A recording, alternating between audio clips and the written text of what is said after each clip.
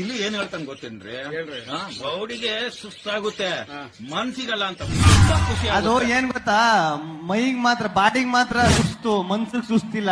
ಹಿಂಗ್ ಅಲ್ಲ ರೀ, ಈ ಇತಿಹಾಸ ಬಿಗ್ ಬಾಸ್ ಇತಿಹಾಸದಲ್ಲಿ ಇಂತ ಚಾಣಕ್ಯ ತಲೆ ಇರೋನ್ ನೋಡ್ಲೇ ಇಲ್ಲ ರೀ. ಹೌದಾ?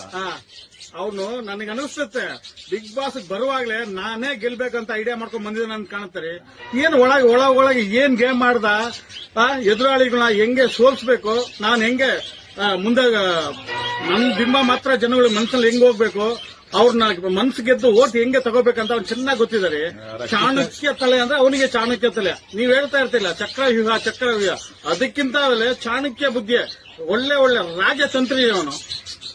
ಆದ್ರೆ ಒಳಗೆ ಹೆಂಗ್ ಮಾಡಿದ್ನು ಅದೇ ತರ ಆಚೆ ಬಂದು ಅವ್ನ್ ಪಿಯೋರ್ ಎಲ್ಲ ಮಾಡ್ಕೊಂಡು ಆಚೆನೂ ಒಳ್ಳೆ ಹೆಸರು ತಗೊಂತ ಇದ್ದಾನೆ. ಮಾರ್ಕೆಟಿಂಗ್ ಮಾಡ್ತಾನೆ, ಮಾರ್ಕೆಟಿಂಗ್ ಅವನ ಹತ್ರ ತಿಳ್ಕೊಬೇಕ್ರಿ. ನಾವು ಹೆಂಗ್ ಮಾರ್ಕೆಟಿಂಗ್ ನಮ್ಮನ್ನ ಹೆಂಗ್ ಬಿಂಬಿಸಬೇಕಂತ.